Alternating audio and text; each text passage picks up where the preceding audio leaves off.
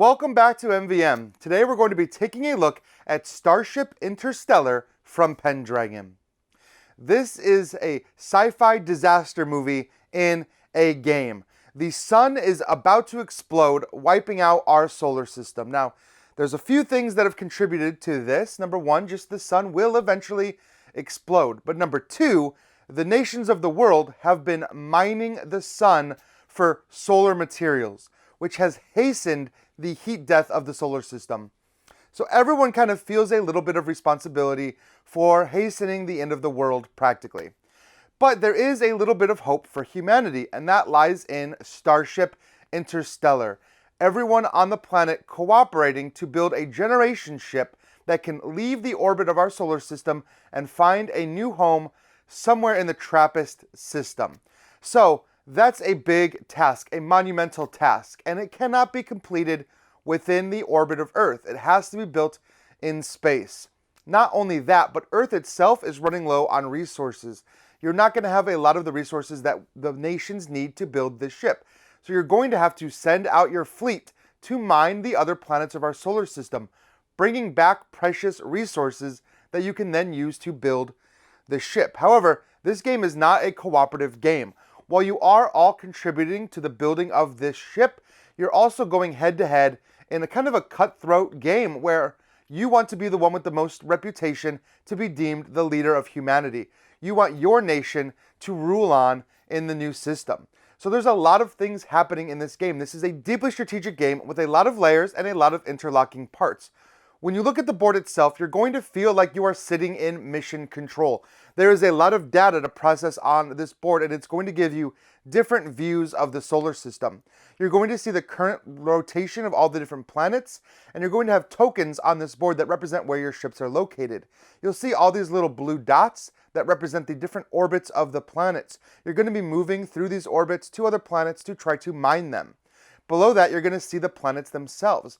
Players will be able to come to those planets to build bases to extract resources. Every planet has a number of tokens placed on it during setup, and there are a ton of these for each planet. You're going to choose 4 to start the game. These are the production bonuses. Each player that comes to that planet to mine it is going to get to take one of those production bonuses and add them to their stack of action tiles. You're going to start the game with 1 production tile, and that is for planet Earth. Everyone gets to start with planet Earth.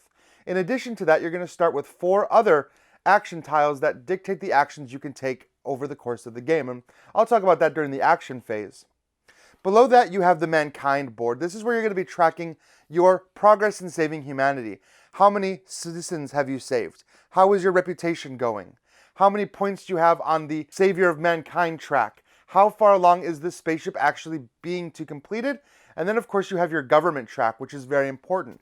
Over the course of the game, you're going to be vying for the position of the governor. Whoever is the governor is going to get to choose how a lot of different actions play out over the course of a round, and they're going to gain some benefits just from being governor. So coming to that government board and vying for those positions is important. However, you don't get to stay governor for long. You are actually forced eventually to promote your governor to a leadership position in one of the sections of Starship Interstellar as it's completed. You don't get a choice. You have to move on to the ship. So there are just a lot of moving pieces here, and this is handled in a completely separate phase of the game. Now, over on the right side, you're going to see how close the sun is to exploding. As that cube moves across that radial circle, you're going to trigger events from the event deck, and you're going to trigger the explosions of planets. Every so often, you're going to have one of the planets explode and be removed from the game. You can no longer produce from that planet. So you really need to be careful and plan ahead, because you don't know exactly how close the sun is going to be to exploding. That is kind of a player-controlled element. And then right below that, the last section of the board is going to show you the satellite path to the TRAPPIST system. You have to send your satellites ahead of the ship in order to kind of survey the solar system and figure out where you're going to be able to safely land. So if that seems like a lot of information, it is. There's a lot going on in this game. Like I said, this is a very, very heavy strategic game, which is great for people that really want a brain-burning experience. You're going to have to really think through every turn, because you're given a number of action tiles. There are 4 of these action tiles that are double-sided for each phase of the game. You have the action phase and the salvation phase.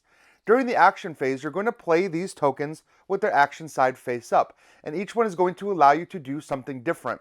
You're going to be able to continue mining the sun for resources.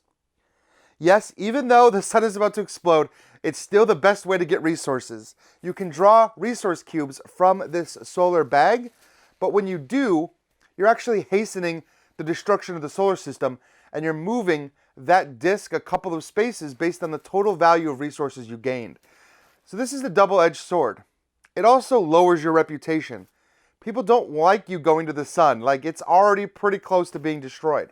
Another thing you're going to be able to do is upgrade your player board. You'll see a variety of different technologies listed on this player board, and you'll have certain levels of different tech. You can upgrade these technologies over the course of the game to just make your actions better.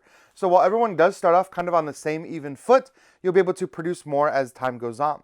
You can also travel by moving your ship across from planet to planet and from ring of orbit to ring of orbit. So you'll need to actually move both along the concentric orbit and then also try to burn out of the orbit to get to the farther away planets. When you do that, when you travel, you'll be able to build buildings on those planets and take some of those production tiles to add into your pile, because you can always produce resources by playing that particular production tile. You're also going to be able to interact with the market. Every time somebody spends goods in this game, the goods all go to the market. They're going to be available to purchase from other players. Now, the cost of goods is always going to be the same, but it's going to cost you fuel to purchase these. So resources are pretty tight in this game. You're going to have to make the decision of how much of your fuel do you want to turn into resources. But you'll need those resources because, again, you can only produce on each of your planets once per round. You only have one of those tokens. Some of these tokens actually have the ability to take those actions multiple times in a row. They have a little infinity symbol that you'll see on those tiles.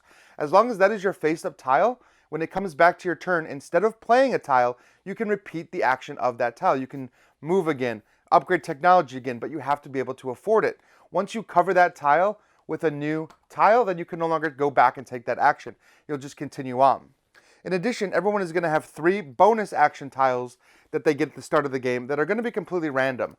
And these are going to do a variety of different things, from helping you produce more resources to helping you in other aspects of the game. Now, the action phase is all about building out your player board, moving around the solar system, and generating resources. Once every player has finished, they can play their pass token. This is just going to sit in front of you, and it's going to tick up 1 space every time it comes back around to you. So if you pass early, you're going to gain a bunch of resources over the course of the game while you're waiting for other players to pass.